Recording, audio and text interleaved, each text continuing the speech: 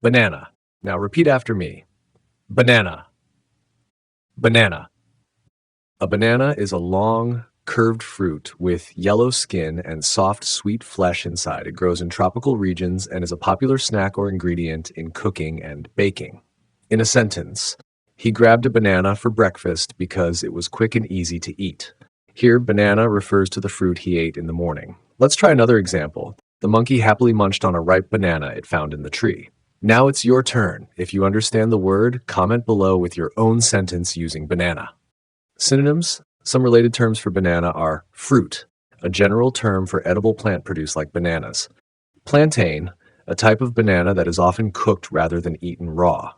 Antonyms. The opposite of banana would be none. As banana is a specific fruit, it doesn't have a direct opposite. Part of speech. Banana is a noun referring to a type of fruit commonly eaten as food. If you found this helpful, make sure to like, share, and subscribe to English Dictionary Infinity. Don't forget to hit the notification bell for more words and pronunciation tips. See you next time.